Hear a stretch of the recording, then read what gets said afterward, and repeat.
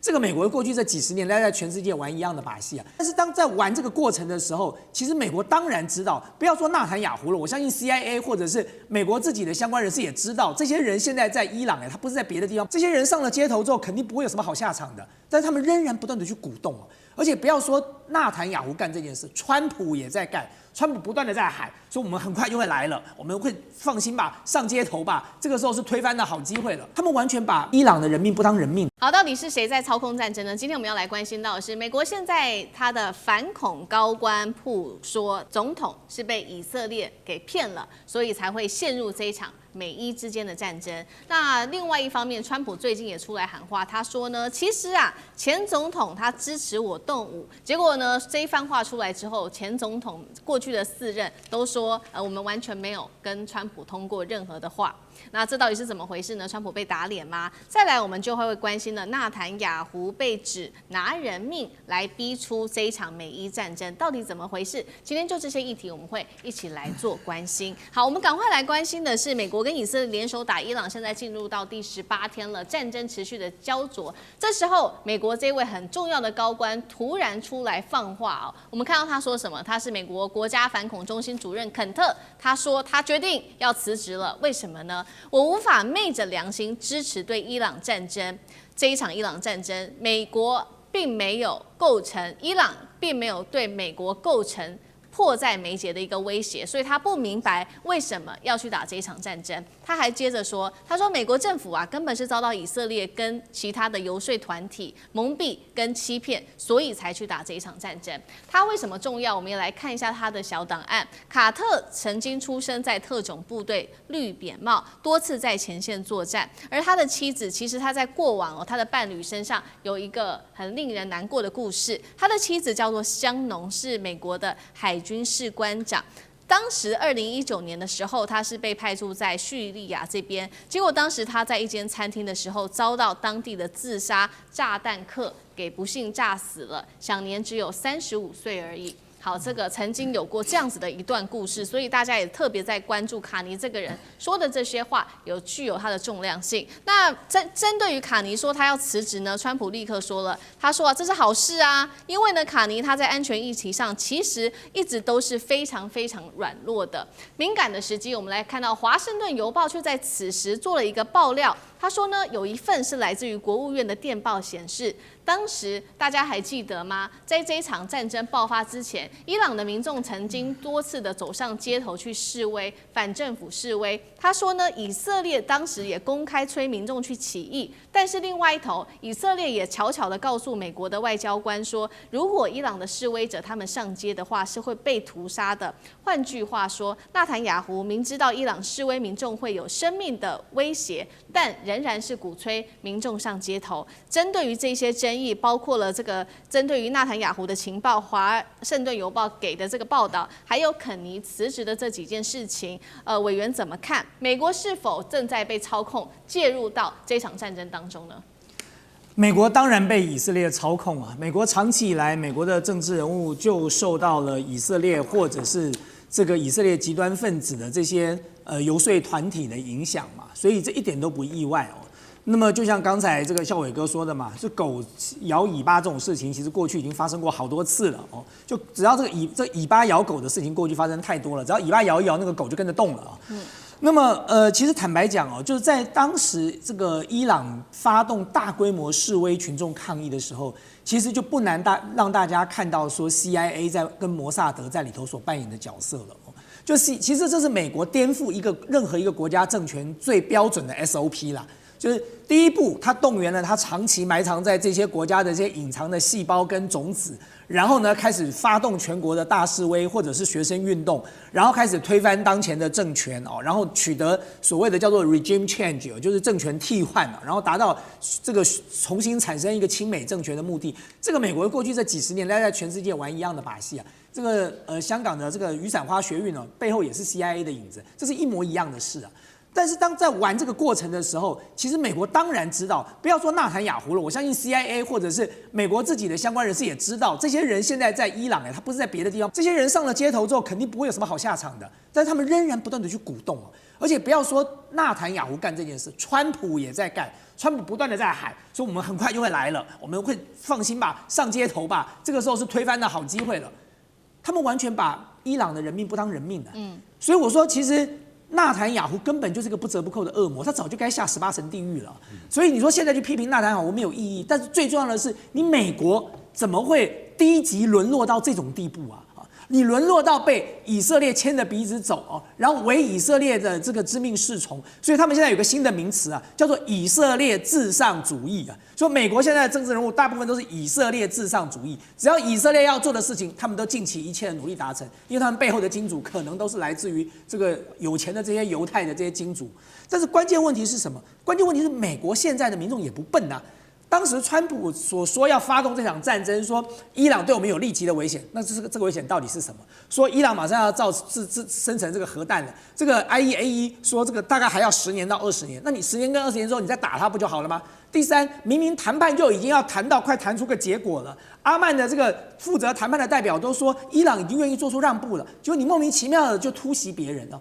这些东西都完全不具有正当性。那你更不要讲说这场战争你没有通过这个联合国安理会了，当然，也许川普早就不把联合国当件事了。你有没有召会过你的盟邦？你也没召会过你的盟邦。然后在这场战争当中，你美国的战斧飞弹就把人家那个小学莫名其妙就给炸了，170几个女同学就这样阵亡了，就这样牺牲了，你就违反了战争罪耶。所以你说他又违反了国际法，又违反了战争罪，美国人好歹也是有血有肉有心的吧？他们长期以来自视为他们代表世界正义的代表。可是在这场战争里，他们完全看不到任何正义的立足点在那里，所以你看到现在美国的民意的反战的声浪是非常高的，在还没打之前就已经70%说反战了，打了之后更严重。那你更不要讲川普自己的决策圈了。我们刚才讲到的说，这个国家这个反恐中心的主任肯特，还除此之外呢，你这个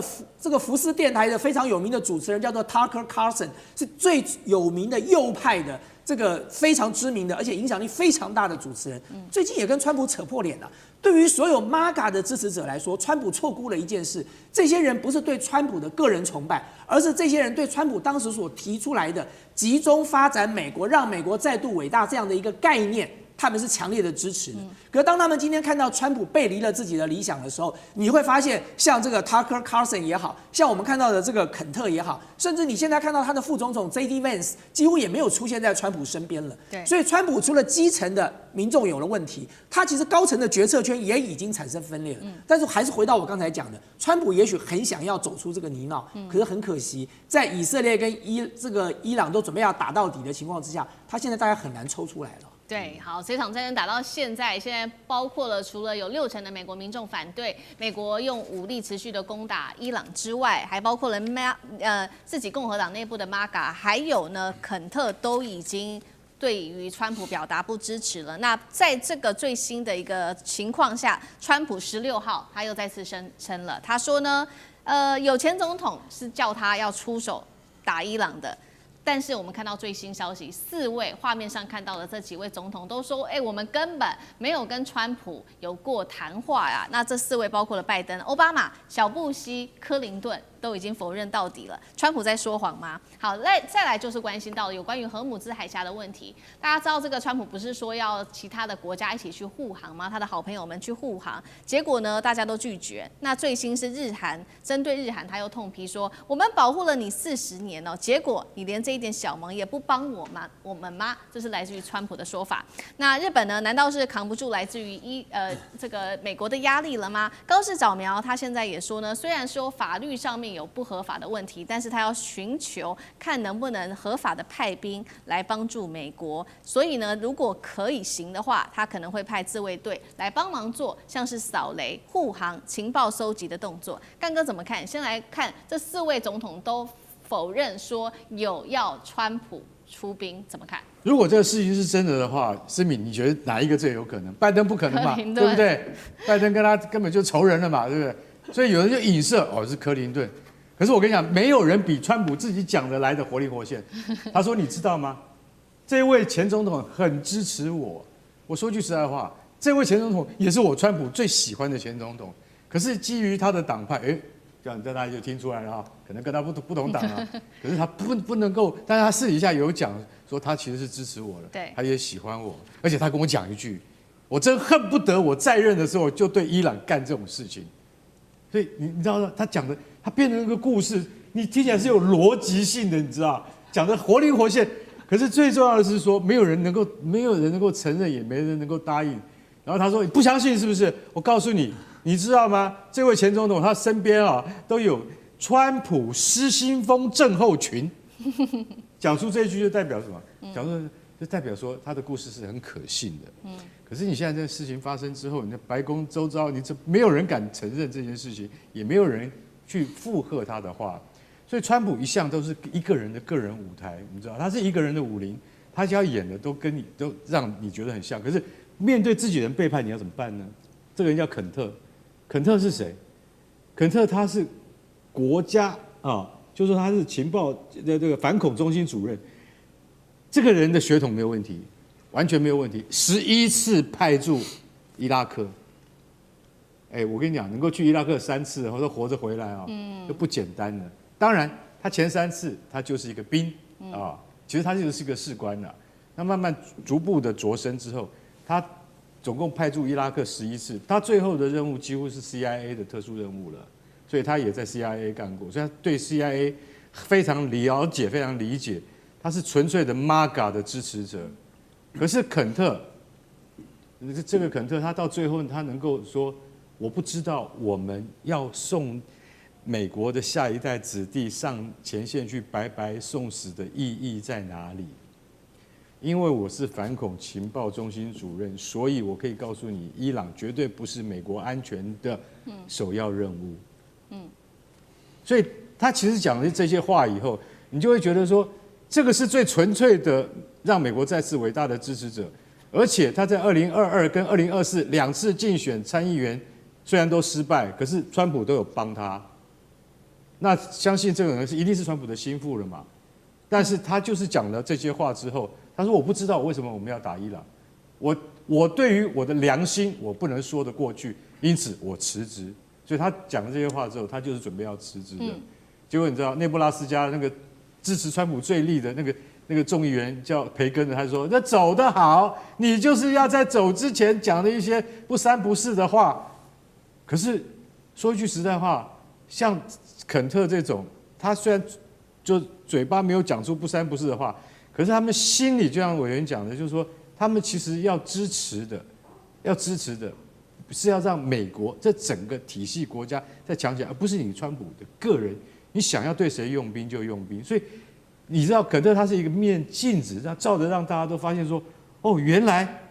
你身边的人都有这样的人潜伏的，不要说潜伏啊，就说不满已久。可见得川普在政策形成的过程之中，跟这些幕僚有没有很深的这些理解跟建立一样的思考跟逻辑架构？那其实是没有的，都出于他个人一时的这个情绪反应，或者是他自己的喜好。所以说我讲句实在话，我对于肯特这样讲完全不觉得意外，只是说后面接替他的人就必须要完全听命于他了。那到时候可能他的意志会更加的发扬。可是他真的能够从伊拉克的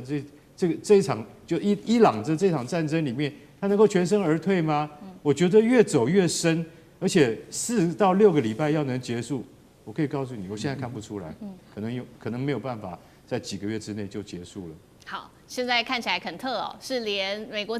川普自己内部的高官都不挺他了。那川普的盟友呢，会不会在川普的施压之下继续的力挺川普到底呢？我们就是看到的是日本了，高市早苗现在希望能够突破法律的限制，能不能真的派出日本的这个自卫队来去帮助美国护航呢？那为什么高市早苗要这样做？跟自己的政治前途有关系吗？还是真的考虑到国际现实？孝伟哥怎么看？其实如果说当然，高市如果希望能够派自卫队的话，一定是希望借由这样的程度，让他跟美国之间的这个安全连结更深嘛。因为其实，或许我们看这个时候高市如此做，似乎有这个钓鱼沽名，或者说想要跟美国站队之嫌。但是你也不能不否认，就是说从北韩，也就是朝鲜，这个前几天又对这个日本海、东海射了一堆飞弹。从日本的角度来说，他们其实非常怕这个。所以也就是说，如果今天这个日本在川普已经亲口说了，因为其实川普之前都要求日本跟韩国派出军舰来加入这个波湾护航任务能够让荷姆兹海峡能够早日开通但日本跟这个韩国一直在问那个踌躇的问题，就是他们找不出法源依据嘛。因为其实依照现在的这个日本的这个自卫队法，那日本他们的确虽然说已经能够从那个有了这个集体自卫权，但这种集体自卫权也是必须要在这个日本周边美国可能跟这个侵略日本的国家，或是跟美国在日本周边进入战斗的时候，那这个时候集体自卫权解禁，他们能够协助美国。但问题是现在已经七老八远跑到波斯湾去了。那你说上一次那个什么这个第二次波湾战争的时候，日本有没有单独派遣这个自卫队到中东地区去帮美国？是有的，但因为当时的情况跟现在这个情况又不一样，所以就变成说是他们必须要找出那个在法律上能够支持日本派出自卫队的法源依据嘛。因为如果说今天那个像以日本他们上次派，他也并不是参与所谓的战斗任务，而是他是等于说应美国之邀，然后派遣日本的这个地面部队，就陆上自卫队到伊拉克境内去执行安保，就是和平维护的这样一个任务。他不是说跳去那边，然后直接要跟这个伊拉克民兵打仗，兵兵乓乓，不是他是担任这种安保和平维护的这种工作。那你说现在的这样的事情，如果说今天去，那日本的自卫队有可能直接跟这个伊朗的这个部队进入那个军事冲突的情况下，那这个东西是不是日本现在的法律所允许的？所以这个就变成说是高市早苗必须要找出有法律依据的这个原因嘛。今天任何一个民主国家，你做任何一件事情，其实不管是民主或者是任何的这样一个国家，他要做任何一件事情都是一定要法律依据，法律依据非常重要。所以对于高市来说，他要能够找到足够支持他派兵的法律依据，他才能派兵。否则的话，他如果万一碰到国内那个国会中去质疑的声音或甚至去弹劾他怎么办？对。伊朗又发动了新一波的攻势，这次出动的是无人机、火箭弹狂轰，尤其是在美国驻伊拉克的使馆被大火给吞没了。3个火线话题，等一下我们请来宾来特别帮我们做解答的。首先，我们今天来关心的是伊朗轰炸驻美这边的一个大使馆，美国的大使馆，甚至呢，他已经说了，他要锁定接下来美国的15家企业，知名企业包括了波音、微软、亚马逊都在名单当中。川普说了，他已经摧毁伊朗的武力。这一场战争到底谁才掌握主动权？现在大家在关注。那美国在中东的霸权会不会被挑战呢？第二件事情，今天我们会来关心到的是伊朗这一位是他的国安首长拉尼贾尼，在这个时候身亡了。要知道拉尼贾尼他其实是一个务实派的高层，过去曾经多次的协助美国跟伊朗之间的这个谈判。那么如果他现在他已经确定身亡了，那接下来如果说伊朗的军方接手，会不会报复行动比以往更激烈？尤其是没有了这一位谈判的大将呢？那美以是否将陷入无止境的战争当中？这是第二件事情，我们今天要来做关心。最后我们也来关心以色列，他斩断了这个谈判的窗口。刚刚讲的拉尼贾尼，那川普也说他也不认识其他的伊朗高层啊。那接下来的谈判到底要怎么办呢？今天就这些议题，我们会一起来做关注。来看到伊朗的这一波最新一波的攻击，火力持续的就是巴格达的美国大使馆了，出动的是这个伊朗的无人机跟它的火箭弹。虽然我们看到第一时间防空系统是立刻有把这一些无人机、火箭弹等等的给拦截下来，但是这一架坠毁的无人机还是在大使馆坠落并且爆炸，当地立刻引发了大火。伊朗外长直接做了一个示警，他说我们不会要求停火，而这场战争必须以一种不会再次重演的方式结束。伊朗革命卫队更喊出了接下来这个攻势还会持续，瞄准的就是美国15家的相关企业了，包括目标在阿拉伯大公国跟约旦这边，要这些民众，如果你现在在这个位置上，你赶紧撤离吧，因为未来几个小时我们就会来做打击了。15家企业，包括刚刚特别提到的波音、微软、甲骨文之外，还包括了艾克森美孚、洛克克西德马丁、亚马逊等等周边的国家，现在通通响起了警报。节目一开始要特别请教委员怎么看了？川普说已经摧毁了伊朗的武力，不过伊朗现在可以看得出来，它的这个攻击持续的在扩大当中，还扩及到许多美国的知名企业，它的目标到底是什么？接下来是否改变了美国跟以色列在中东的霸权地位？委员怎么看？对，川普每一次讲话的时候啊，就会让大家觉得说，他是不是跟我们活在同一个宇宙，还是他活在了另外一个属于他自己的多元的平行宇宙里哦？那么，川普很早就讲，美国已经取得胜利了。那取得胜利，你现在还留在那里干嘛呢？就应该班师回朝啦。川普很早就讲，伊朗已经被打趴了，伊朗没有海军，伊朗没有空军，伊朗的领导层都被猎杀完毕，伊朗已经完蛋了。可是伊朗到现在还可以攻击他巴格达的这个美国大使馆呢。就这代表什么？这代表一个现代的这个不对称的战争正在成型了。这一点孝伟哥是专家了。你会去发现说，伊朗对我海军可能不行了，被你歼灭了，我空军也被你制空权也没拿下来，但是我有导弹呢，我有无人机，我一样可以用这样的方式来重创你所有的这个军事据点哦。所以现在显然看起来，伊朗并没有在实际上的兵力上受到太大的影响，因为说实话，伊朗的空军本来就不强，伊朗的海军也不怎么样，所以呢有跟没有呢差别不大。可是伊朗真正最致命的是它的无人机跟它的导弹哦。那么你说现在伊朗的目的是什么？大家想一下，如果你是伊朗，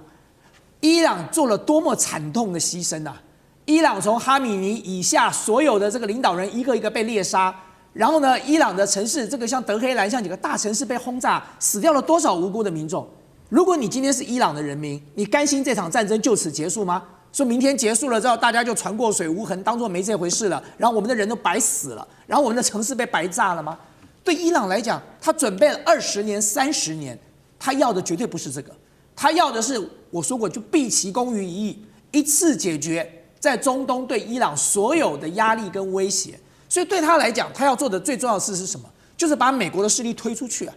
他要想尽各种办法把美国的势力推出去，不管是你的军事基地、你的盟邦的关系，现在甚至扩大到了美国的企业。那这些东西都是一样的，就我要让你美国的势力退出中东，你美国的势力只要能够被退出中东，那么当然事实上，伊朗在中东相对来说，这个跟以色列之间就不会如此的这个实力悬殊跟不对称了。那么。但是当然，他除了做这件事情之外，他在做另外一件事情，他想办法削弱美国的国力。所以我一直说，这一场战争对美国来说就是一个绞肉机嘛。他绞了美国的这个人力，绞了美国的财力，绞了美国的军力，通通绞死在这里。现在伊朗去攻击的这些企业里，我特别看了一下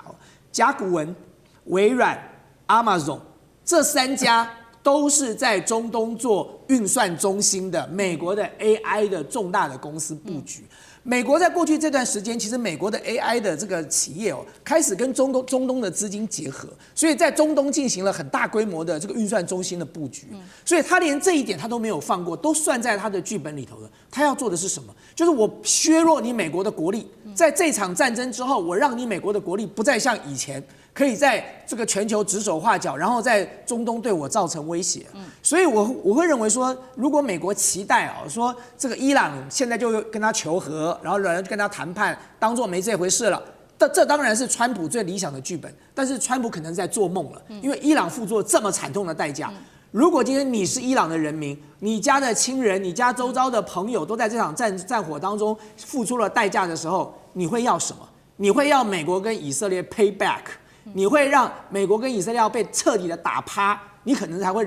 吞下这口气。所以这场战争要期待伊朗去片面求和，我认为是完全不可能的。而美国要做的就是要改变。这个伊朗要做的就是改变美国在中东的霸主地位了。好，所以这场战争现在打下去，看起来这个是长期的一场消耗战，很难短时间停下来。尤其现在还有另外一个问题，就是呢，本来可以负责跟美国或以色列谈判的这一位务实派的是伊朗的国安首长拉尼贾尼又在美以的空袭当中，现在确定是身亡了。那对于伊朗来说，又是另外一个重大的打击了。拉尼贾尼可能观众朋友比较不熟悉，我们也带大家稍微了解一下他。他其实是在哈米尼，就是已故的哈米尼，跟现在最新的这个最高领袖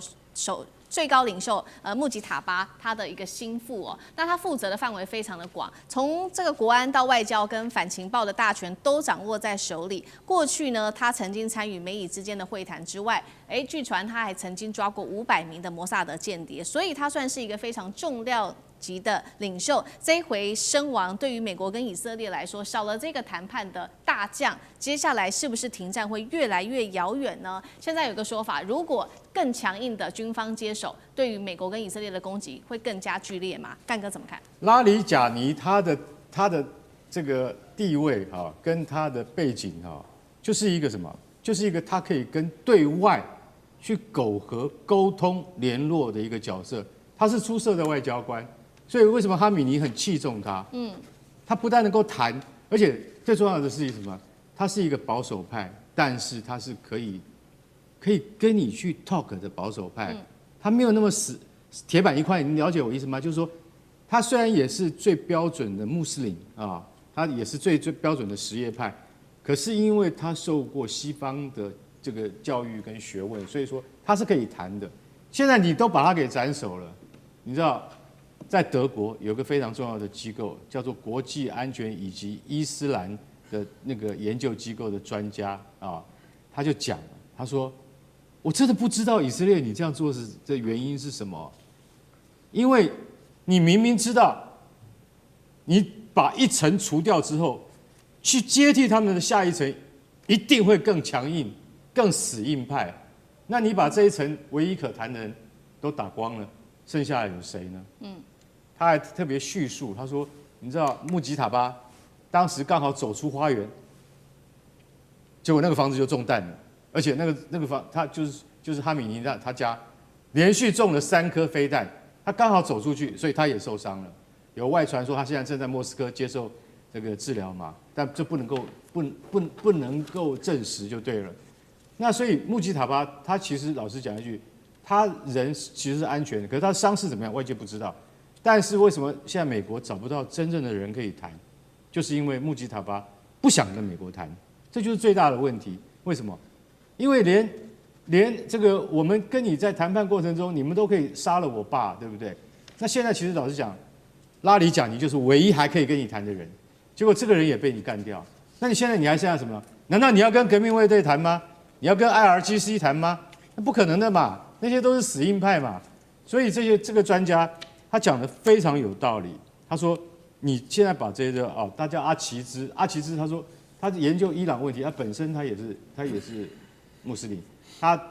研究中东问题30年，他讲的都是非常有道理。你现在都干掉了，那我们现在到底要跟谁谈呢？就等于是要你自己投降，不可能的啊！什叶派不会去投降的。所以我也是在想说，然后就伊朗的这些人都被杀害了之后，以色列说没有。”我是在帮你清除你们这个政权将来还有这个不跟西方合作的这些障碍，统统把你排除掉。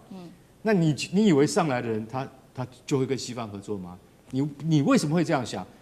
就是尼坦雅胡为什么会这样想？川普为什么会这样想？其实我也想不通，因为你至少要留一个窗口，对不对？但是他现在连窗口全部都没了，那将来我们到底要跟谁谈？我们不知道。所以这件事情我觉得非常的严重，非常的重要。然后穆吉塔巴他什么时候他会发动最后一次的这个进攻？我觉得很快。为什么？因为等到他伤势好了以后，他不会就此而就说我就投降了，我就软弱了，好，川普我们来谈吧。你觉得那是可能的剧本吗？我觉得完全不可能。接下来只会把美国拖进更深的那个泥淖之中。好，那同样的问题，教伟哥又怎么看？对，而且其实这一件事情上面来讲，以色列在这个时候把这个那个拉米贾尼把他那个加以狙杀掉，其实我真的觉得很显然，以色列就是要这个跟你死磕到底。也就是说，对以色列来说，我现在也根本不希望要跟那个伊朗有任何的和谈的机会，因为其实从以色列跟伊朗这样一个长期对峙的这样一个情况，因为从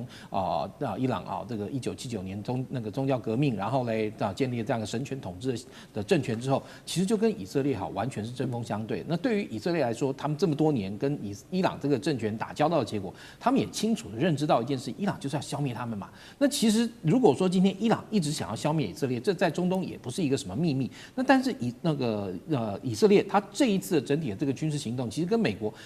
甚至之前他们最主要就是要担心伊朗会掌握这个核燃料，然后能够生产这个核弹因为核弹对于这个以色列来讲才是真正的会让这个国家有这个覆亡的这样一个危机。那他们最重要的事情本来应该是要阻止伊朗能够拥有核弹，然后请全力然后让伊朗的这一方面的这个不能成真。因为伊朗如果有了核弹，搭配上伊朗其实穿透力非常强的高超音速的这个弹道飞弹，对于以色列来说，以色列的确是毫无防备之力。因为从去年6月以色列对这个伊朗的这个军事行动中，伊朗就已经展示了伊朗的高超音速飞弹可以完全穿透以色列现在由美国协助他建立的战区弹道飞弹防御系统，加上他们自己的包含大卫投石所，加上他们的这个剑狮3型等等，搭配上美国的这个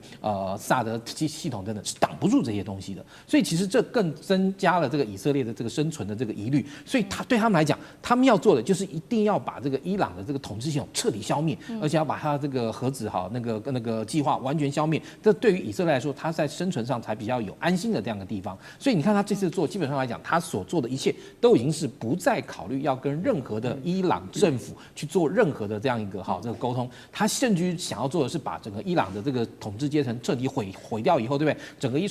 伊朗变成一团乱。因为其实我们看到，其实现在伊朗虽然说大家说它是什叶派，然后跟周边的逊尼派，对不对，并不合，但是大家也不要忘了，现在伊朗东边阿富汗那边有更好这个也有这个逊尼派里面最基本教义派。然后如果这个时候整个伊朗政权垮了，这个什叶派的控制力垮了，那这个时候如果这些极端的逊尼派从阿富汗向西溢出，然后甚至于经过了伊朗，再到了这个中东其他地区的话，那其实反而会更给整个中东带来永无宁日。但是对于以色列来说，这对他来说是好事啊！你中东越乱，天下大乱，形势大好，对不对？所以对他来说，而且他这次好不容易说服了这个川普然后再这个跟着他一起动手。其实我们常说这个摇摆狗这个典故嘛，对不对？你说这次到底是狗尾巴摇狗，还是狗摇尾巴？这是看起来真的很明显是以色列这个尾巴完全摇动了美国这只狗。所以在这个情况下，那你说以色列这个时候会愿意轻易松手吗？然后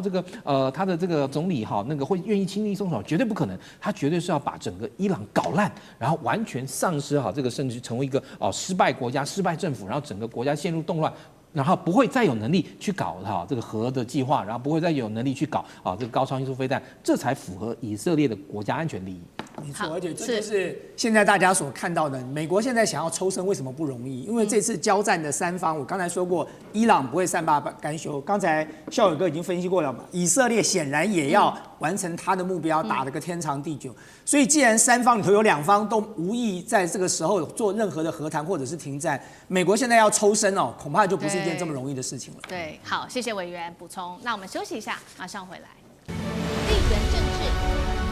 内中之争、战略价值、强权崛起、小国生存，现在与未来洞悉事件走向，掌握世界脉动，全球观点尽在环球大战线。美伊战争现在升温到整个波湾地区，现在也沦为战场了。最新情势，我们来赶快关心，是在这个伊朗的火力全开之下，飞弹无人机现在直接延烧到了波斯湾海湾国家的核心。尤其今天关心到的是杜拜国际机场旁边的燃料槽被炸，我们赶快来看一下最新的画面。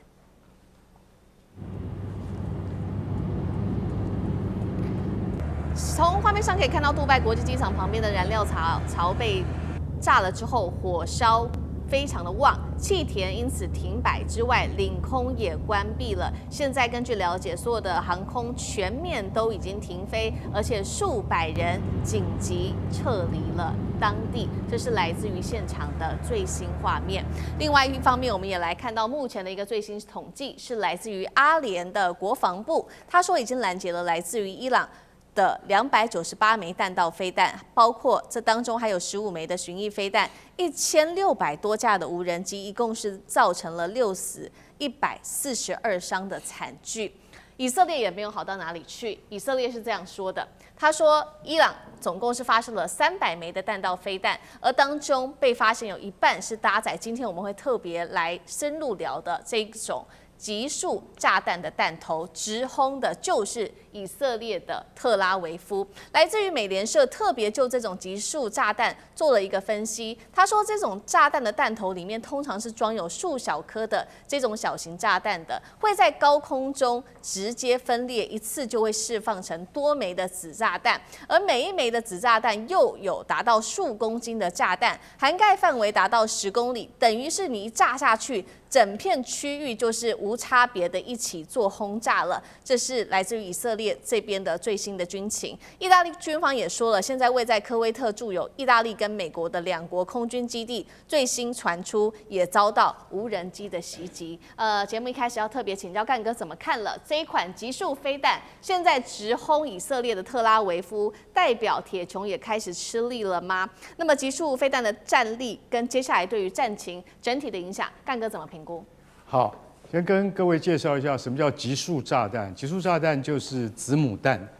啊。那个用我们台湾这边来讲的话，我们台湾观众朋友可能一听到万箭弹，大家就知道这是什么东西了。所谓子母弹是什么？也就是说，它有个母弹，但它身上会有很多的小炸弹，通常用于什么？攻击机场或者重要设施。因为它如果一旦这个飞弹它脱离之后，它砸下来的时候，它就有数百颗小弹，你看起来像钢珠，但实际上的杀伤力强多了。它就攻击机场跑道啊，攻击机场跑道之后，你飞机就不能起飞了。这是一般我们认知的极速弹。但是呢，也有专门用在哪里？就是用在人员杀伤这样子的极速炸弹。这种极速炸弹呢，你知道是从什么时候开始就有了吗？在1939年的时候，德芬战争啊，就是俄罗斯跟芬兰的苏芬战争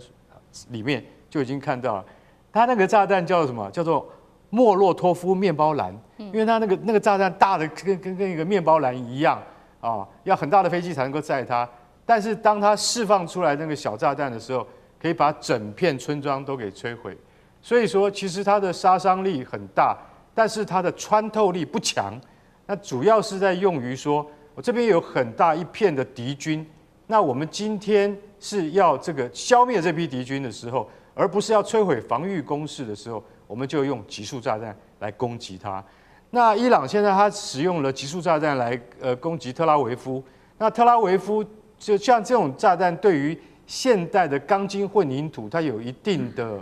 这个困难。为什么？因为如果人员啊市民他是在这个建筑物内的话，那比较不容易受到伤害。可是如果说你是走在马路上面的话，它这个被攻击到是非常可怕的。所以像这样的极速炸弹，在国际的公约里面是不准被使用的。那在奥斯陆，也就是挪威的奥斯陆，在2008年召集全球180个国家大家共同商议，就是说，基于人道主义，我们现在不能再用极速炸弹，也就是子母弹的攻击。可是你知道没有签约的是哪些国家吗？中国、美国、英国，还有俄罗斯，还有台湾。为什么？台湾说不行，如果解放军打过来的话，我们一定要用极速弹，因为我们是在海峡用的，不会伤及无辜跟平民。每一个国家都有自己的说法，每一个国家都有自己的看法。美国当然不可能不用，因为为什么？这玩意儿是他几乎是他发明的，所以他在那个越战的时候，他不知道用极速弹杀了多少越南的无辜百姓。到了以色列手上，哦，那真的他在那个黎巴嫩用的更多。为什么？因为我不知道谁是哈马斯啊，我干脆投极速炸弹，全都给杀了。所以你会知道为什么医院也会中了极速弹，就是因为这样的关系。所以极速炸弹在人道主义上面的话是就是没有办法被接受。可是他现在如果说伊朗用了这样的炸弹的话，那坦白讲一句，也就是战争的一种手段，因为它不是对着军队而来，是对着平民而来的。我认为在这上面的话，可能还是有一些国际争议的。对。不过以色列用了，那我伊朗怎么可以不能用呢？在这种情况底下，只要是对敌人能够造成伤害的时候，我都可以用任何的武器，只要能够达到效果。美国在2次大战结束的时候，他准备对付苏联军队，用于他们第一种战术的地对地飞弹，叫做诚实约翰飞弹。你知道那个弹头里面装的子炸弹，也就是小炸弹，里面不是弹头，装的是什么？你知道？装的是沙林毒气。也就是说，一旦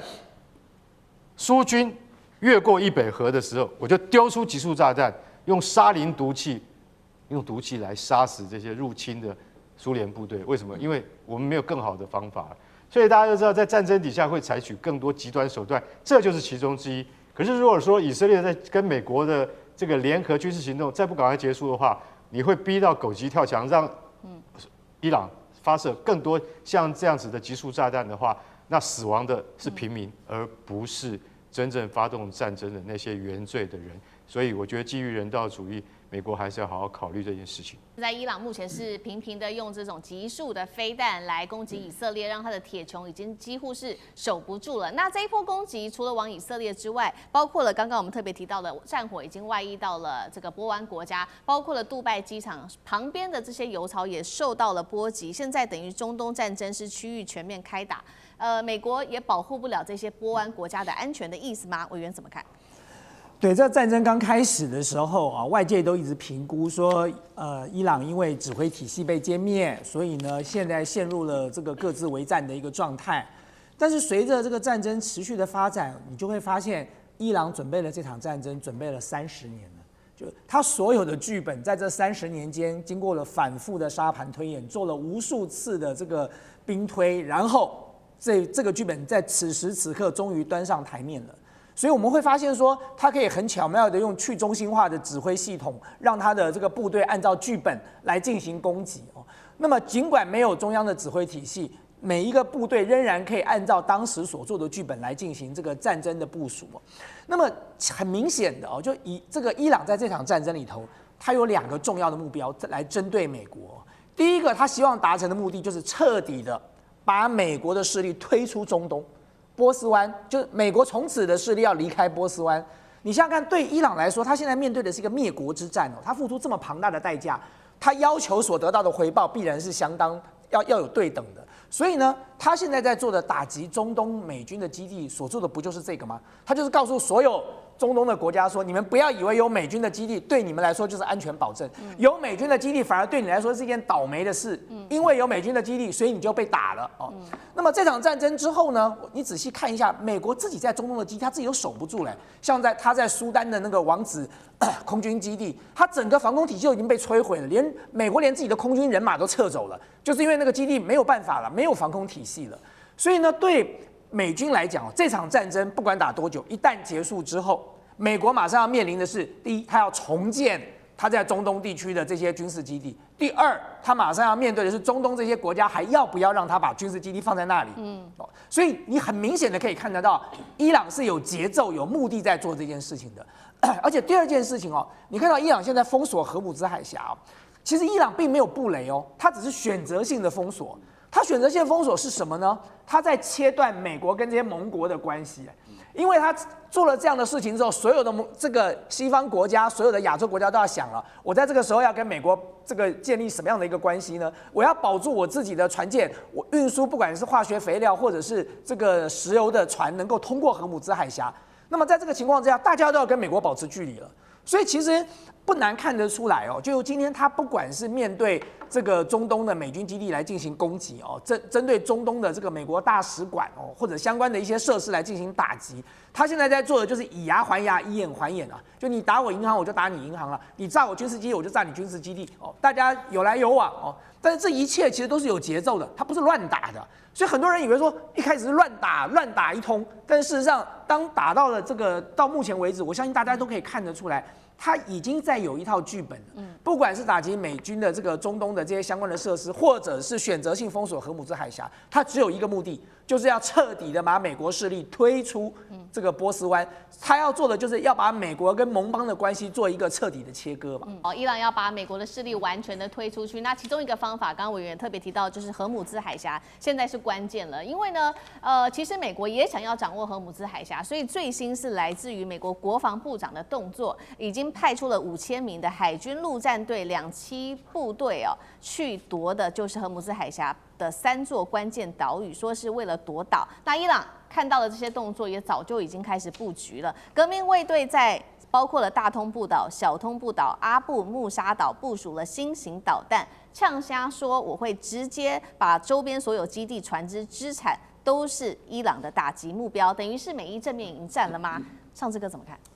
好，现在其实从2月28号我生日那一天开始，美伊战争打到现在，已经超过3个礼拜，17天。那特别是大家令人惊讶的这个伊朗本身的这个反击能力，已经超过了50几波的这个攻击。所以伊朗，而且现在看起来他们的导弹包括它火炮打不完，而且联动周边的这些，包括胡塞、包括真主党一起在进行。所以大家其实在关切的是美国方面的接下来的军事阶段的转变是什么呢？其实全世界就在看现在会不会所谓它的 ground troop 会打地面部队地面作战。那么地面作战这件事情其实是非常非常严重、非常非常慎重的。全世界现在所有媒体都在深度的讨论美国川普会不会做这样的决定。但在此之前，大家所要看的这个新的指标，就是现在提到的美国从日本跟韩国亚洲地区抽调了5000名的特种部队当中的精英的兵力，而且都有2栖作战能力。那2栖作战能力，其实在我们观察，其实不只是这3座岛屿荷姆斯海峡，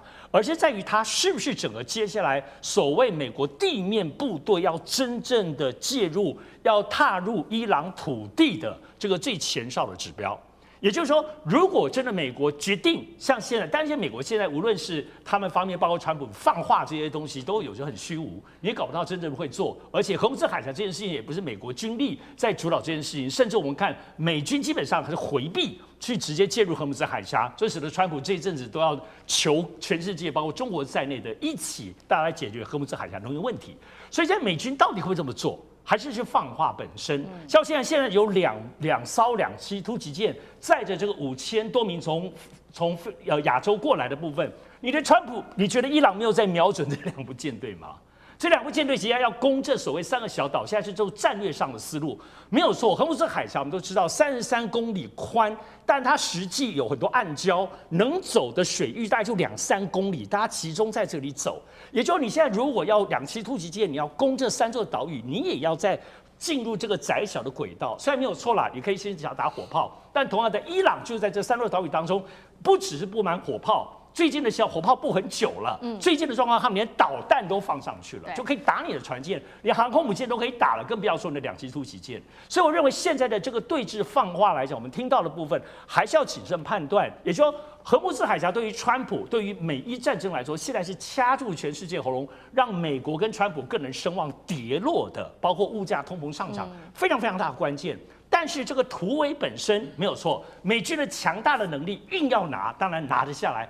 哇！但是要付出多少代价呢？现在包括伊朗有没有坐在那边给你攻下来？他们甚至说不定的船舰靠近之前，这5000名的美军他就炸你了。所以现在这个状况的对峙，但荷姆斯海峡的接下来状况是观察美军会不会真正的川普下定决心，地面部队要攻击伊朗本土的一个指标性的观察点。美伊战争持续的打下去，我们可以看到美军的伤亡一直不断的数字攀升哦，现在连盟友都撤退，要打退堂鼓了。但是这个时候，华府却把脑筋动到另外一个国家了——加勒比海。今天我们要来看到的就是古巴。最新来自于这个川普的说法，他说呢，我可以对古巴做任何我想做的，甚至不排除我可以直接动武接管古巴的政权。这样子的一个说法被大家视为是说，这个情境是否过去也曾经发生过呢？因为我们看到了今年的这个从委内瑞拉再到伊朗到今天的古巴，好像剧本都差不多。现在古巴正好也陷入在能源危机当中，包括了全国电网崩溃，是完全黑暗一片的，民生供应受阻，还有经济的压力越来越高，民不聊生。我们先来看到美国怎么样去接管，透过一些方式去接管国家的剧本。首先会通常是第一步做经济的封锁，切断限制能源、金融跟它的供应链，再来操纵它的舆论，让人家觉得说，当地啊真的是民不聊生，而且人权的议题非常的糟糕，所以这个时候美国就会做到政治施压了，要求反对势力的领导人赶紧下台负责任吧。再来最后则是派兵，不排除动武来派兵正式的介入到该国去。所以现在伊朗战争都还没有收尾，川普已经想到古巴去了。是不是因为川普很需要在这个时候有一场可控的战争？因为伊朗的战争明显的是不可控的。委员怎么看？刚才思明给大家看到的这个美国政权轮替的剧本哦，就是标准的 CIA 的 SOP 嘛哦，就是一步一步照这样的方式来操作。其实我刚才说过，很多国家都经历过这种事情。当时国民党的政权，然后香港的雨伞花、乌克兰的政权，还有这个当时发生在阿拉伯半岛的这个茉莉花的革命哦，这颜色革命这些东西都是一样的故事啊。这个背后通通都是 CIA 为了要颠覆那个国家的政权，为了要换一个听话的领导人，为了要换一个听话的这个政党上台，然后他们就做了这样的事情。那你说川普现在在古巴演这出戏为的是什么呢？那当然，他极有可能哦，就是他需要一个短期之内就可以立刻取得的胜利哦，来掩盖他现在马上要持续陷入这个长期战争无法抽身的这样的一个状况哦。因为其实我们周遭认识很多做投资的朋友，我记得做投资的朋友跟我讲的一句名言，他说你要进场之前啊，就要先想能不能出场。他说，如果你进场之前想不到怎么出场的时候呢，这一单你就别投了。所以我相信当时川普在进场的时候，他有他的出场机制，他原本是有一套出场剧本的。他的出场剧本可能是用极限施压，然后逼着伊朗让步，然后最后就不战而屈人之兵，然后他就拍拍屁股走人了，就说你看我把这个伊朗的核设施全部都处理掉了，然后伊朗也同意了，把浓缩铀交出来了。显然川普原本的打算是这样。可是没有想到，就像刚才孝伟哥说，他被推了一把，忽然之间莫名其妙就被推进去，要这个猎杀哈米尼跟几十个政要的那一场轰炸里头。然后呢，照这个美国自己的国务卿的说法是说，我们不能不动手啊，因为以色列已经要动了，如果以色列动了，这个伊朗也会攻击我们的，所以我们干脆先动好了哦。所以你看到这个当时这个美国自己的国务卿是这样讲的，所以那你回过头来看，川普就进入了第二个场景了，好吧？那既然动手了，他又开始想，天真的想，说我开始再来极限施压，我就把你该猎杀都猎杀，然后把你炸成一片焦土，把你海军、空军都摧毁了，然后你最后就会来跟我谈了。可是显然并没有，所以现在川普之所以没有办法出场，是因为他原本预设的剧本一项都没有成真。那既然在这个情况之下的话，他就要想办法离开这个战场跟泥淖了。当这个以色列跟伊朗死死的拖着他的不放的时候，其实美国国内不是没有人建议他的，比如说就有人一直不断的建议他说，你现在就用你的阿 Q 精神吧，自我催眠，说我们打赢了我们就走了。那这件事情不是没用过，他去年在那个也门就用过，他去年打那个胡塞武装组织打了个半天，然后他说他打赢了他就走了。胡塞武装组织有被歼灭吗？没有，还在那里。只是因为胡塞武装组织也很给面子，他说打赢了之后呢，当时也不用这个胡塞武装组织也没采取什么行动。可是现在不一样了，现在川普现在难看的是说，我现在就说打赢了，可是明天这个我的大使馆还是在被伊朗轰炸，是被飞弹攻击，我该怎么办呢？对，所以当然他现在极有可能先拿古巴来垫一下。垫一下档嘛，就我既然这场战争我这个天长地久，短时间没有办法结束，可是我面临了我的期中选举啊，我现在必须要拉抬我国内的这个士气啊。那古巴就是个软柿子啊，在这个时候修理古巴对他来说是刚刚好的，就是能力上也做得到，然后看起来成功率也高啊。对，现在川普急需要一场就是可以控制的胜利的战争，所以现在锁定的是古巴。那刚刚讲的这一套这个掌控国家的剧本，不是有4步吗？针对古巴，现在已经来到了第1、2步，其实都已经做到了，包括经济上的封锁。那川普做的就是石油上面的封锁。在石油的禁运之下，现在古巴呢，其实已经陷入到了大停电哦，尤其是在16号这一天，古巴内部1000万人陷入在黑暗当中，包括了首都在内哦，哈瓦那在内，全国大停电。再来油价狂飙，每公升9美元，加满1辆车花费超过300美元。据说是超过许多古巴民众1年的收入。一边美国在加强在经济上面、能源、石油上面的封锁，一方面又说古巴的人民过得实在是太惨了。川普的手法到底是什么？如果真的对古巴动手，会不会跟伊朗有一样的结果？最后承担的还是古巴自己的人民。干哥怎么看？哈瓦那从前到现在都一向是加勒比海最漂亮的一颗明珠，你知道？那距离美国才200公里而已，所以那就是美国的后院。我要提醒川普，1962年的古巴飞弹危机啊，你要知道甘乃迪他1个礼拜不能睡觉，因为表面上美国舰队就是就是开到加勒比海啊，然后明白告诉你啊，你给我掉头，你不掉头，因为他船上都载着俄罗斯的飞弹啊，你给我掉头，你不掉头的话，我跟你讲，等一下就是开炮啊，我们等一下就是击沉你。最铁的、最硬派的俄罗斯那时候领导人赫鲁雪夫，他说继续前进，苏联货船真的，他说不能再前进了，对方真的要开炮了。那所以后来你知道，在谈判的过程之中，其实最紧张的不是赫鲁雪夫，而是甘乃迪，因为甘乃迪要面临什么？要面临万一他不退的话，那就是第3次世界大战。当时所有的西方国家都有准备打第3次大战的心理准备了，所以我大家要跟各位讲，然后这个我们现在讲是1962年的古巴飞弹危机，那前一年发生什么？发生猪猡湾事件，也就是美国 CIA 策动的古巴难民打回哈瓦那去，结果一败涂地，被卡斯楚全部扫到海里去。所以你如果现在要军事介入，就第4项军事威胁，不排除动武。派兵介入，我可以告诉你，古巴绝对是你吞不下去的。你古巴就算让你吞到一半哦，会卡在喉咙里面出不来。为什么？因为俄罗斯会介入。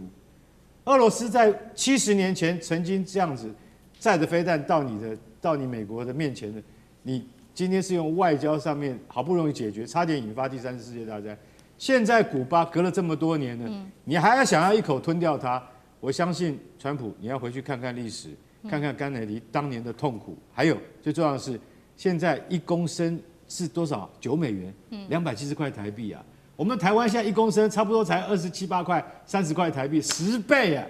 那古巴人民不是快要脱裤子了吗？好可怜哦，真的，我真的觉得古巴人民真的好可怜。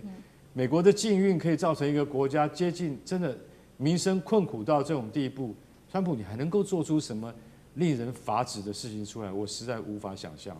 好，那川普能不能成功拿下古巴？刚刚还有一个关键就是，刚哥有提到的俄罗斯的角色。那俄罗斯最新已经表态，他会支持古巴了。只是现在的状况就是，俄罗斯跟古巴确实在地理位置上面比较远。孝瑋哥又怎么看？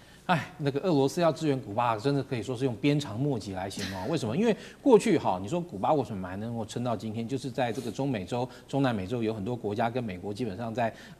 政策上是采取对着做的这样的方向。比如说今天刚棒球打赢美国的委内瑞拉，但这下委内瑞拉这个政权被美国这样弄倒之后，然后委内瑞拉石油现在也去不了古巴啦。那你说俄罗斯的石油嘞？俄罗斯的这个石油，如果说你今天真的从这个俄罗斯的这个那个港口运到古巴的话你如果说你单纯来讲，第一2个礼拜跑不掉，第二，俄罗斯现在能够有多少的船能够让它的这个油免费把油运到这个古巴去？而且因为其实也因为俄乌冲突的关系那个俄罗斯的这个油轮在地球上很多地方跑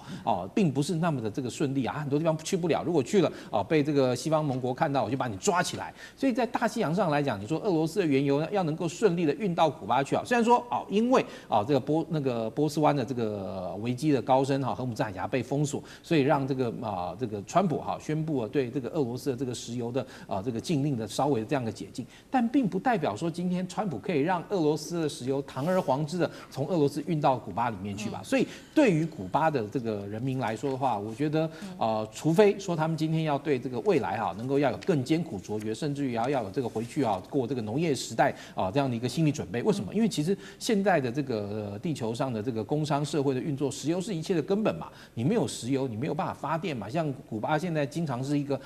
长时间的这个大范围的这样的停电，那你说他今天还能够有什么能够来进行一些经济的活动那除非说今天全民回去这个种田，然后这个做这个农业社会，要不然或者你连这个武器要能够发动，要能够对美国那个可能的这个攻击发动的这个防卫都没办法。现在大家最怕碰到的利益就是石油跟天然气，因为你中东国家轰来轰去，这毕竟都是区域的战火。但是你一旦碰到能源，不好意思，全球的民众都要为此买单，这才是大家最痛的地方。现在以色列直接打击伊朗跟卡达共同有的南帕尔斯这个天然气就直接威胁到伊朗国内70%的天然气来源的一个银根了，同时也损害到卡达的利益。毫不意外呢，换来了卡达的震怒就是说以色列你这个行为真的是非常危险，不负责任。那伊朗更扬言呢，要报复所有的这个波湾的油气设施，但是攻击公共能源这么大一件事情，美国总统川普他竟然说 I don't know， 他竟然说我不知道这件事情哦，事前不知道，这就有点耐人寻味了。究竟是川普在装蒜切割哦，还是攻击伊朗的这个主轴？现在美国已经是被以色列牵着鼻子走了。那赖教授，你觉得是川普究竟是在演戏，还是说以色列真的现在要绕过他了？我个人认为川普也不算在演戏，但是我觉得他的这样颠三倒四会让媒体不知道该怎么做新闻。因为在以色列攻打这个伊朗的能源设施的第一时间，对，美国那边就传出消息来，说川普知道，但是川普本来是不同意，但是后来同意了，然后但是只跟以色列说仅此一次，那下不为例。然后后来华府那边也放出信息说这个美国为什么会同意？最主要的就是因为这样的话会向伊朗释放出一个明确的政治讯息，说不同意你封锁海峡，也就是说你封锁赫尔木兹海峡，那美国跟以色列未来将会好好的把你最大的油气田，全世界最大的油气田，而且也影响伊朗民生设施跟海外最严重的油气田，把你摧毁。所以等于是告诉你说，你如果再继续封锁，我们会这样做，但是呢，我们不会再打你的设施了，除非你不要封锁，也不要报复。这个是之前放出来的消息，很多媒体都报道了。对。结果现在又改口了，说事先不知情，而且卡达也不知道。那为什么会说把卡达谈进来呢？因为这个油气田是伊朗跟卡达合作的。对。也就是说，由于卡达在石油转型这个部分转向以油气田也就是以天然气作为它的一个经济的重要产业的时候，它转型成功，所以它的技术、它的开采的效率是比一般的石油公司还要成熟、还要好。那也就是它跟伊朗合作就在这块油田。那就在这块油田，当然对卡达来讲的话，你攻击伊朗油田，等于是攻击我的油田。当然，他第一时间就表达震怒，表达反对。可是伊朗不吃这一套，伊朗认为你们可能根本就是合谋，而且伊朗之前他也用油田的方法来牵制美国跟以色列的动作。也就是说，在出战的时候，伊朗就说，如果你打我的油田，我就打。因为我打不到你以色列嘛，对，我也打不到你美国嘛，可是我可以打你跟美国有关的石油公司的海湾国家的油田，那这个可以吧？那这可以啊，因为我伤到中东地区的国家的油，那就伤到你美国国家的石油公司的利益，也就影响到你美国的利益。第二个，我一打的时候，石油价格就往上涨，对，往上涨，那你美国的合理的价格，对你最有利的价格是60在80块，为什么60呢？因为页岩油是55块的成本，所以60页岩油才有利润空间可言。但是如果超过80的话，物价通货膨胀指数压力太大，对美国来讲不是一件好消息，对全世界不是好消息。所以对美国来讲，他希望控制在60在80，可是问题就是这一打一定突破100。对，这一打一突破100，然后目标上看150，伊朗看是200，那这个对于国际间的能源价格，对于美国的物价的上涨，对美联储的降息都是不利的。美国当然不同意嘛，所以我们可以看得出来，对川普来讲，他反反复复会放出一个什么讯息？这个讯息就很明确了，就是原来美以同盟是一个有问题的同盟，也就是以色列可以绕过美国，单独采取行动。如果按照川普第二次所讲的说法的话，那也就是谁是老子，谁是儿子嘛。川普是儿子，内塔尼亚胡是老子嘛？老子行动不用经过儿子同意，但是儿子行动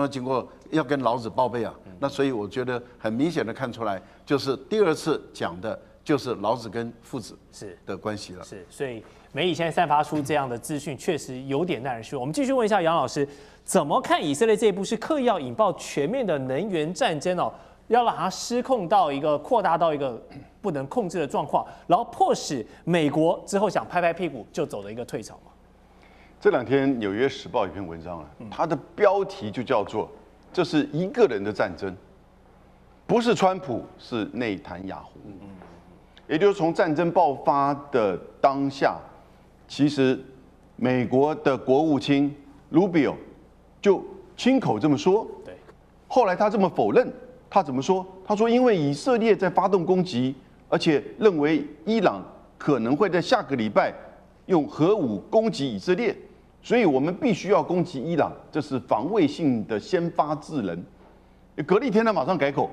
发觉根本不是这么回事，因为川普说你不能说是我们跟着以色列，哦，川普才是做决定的人，所以很清楚，基本上这个战争后来在美国拜登总统的国务卿克林顿也出来说，24年的时候啊，以色列也用了2次要引拜登政府来去打伊朗，分别是在叙利亚的伊朗大使馆被炸，还有呢在伊朗德黑兰的哈马斯领袖被炸，还记得吗？那这2次其实拜登都说不会介入而且他要求以色列不可以打，因为他们彼此有交换，就是跟伊朗之间相互的攻击，用无人机跟飞弹。后来美国去帮助以色列，但是没有打。结果呢，川普2次，去年打伊朗的核设施，你打核设施还说得过去吧？从美国的角度，从 MAGA 的角度，但是你这一次去整个攻击伊朗，就造成现在已经尾大不掉，而且难以脱身的这个战争。那不只是刚开始，我们看当他的第2波的时候，当他去打那个拉尼贾尼的时候，不就是以色列看到很多这个川普的官员已经开始反对他，然后北约都不愿意去支持参战的时候呢，其实他又开始在做斩首，然后呢，他又开始在打能源设施，使得美国呢越来越深陷泥沼啊。不过大家现在相信川普有一天呢，很快，希望他能够有这个有限理性能够知道这个战争不能再打下去，再打下去就变得可能另外一个越战或另外一个伊拉克战争，要赶快这个抽身。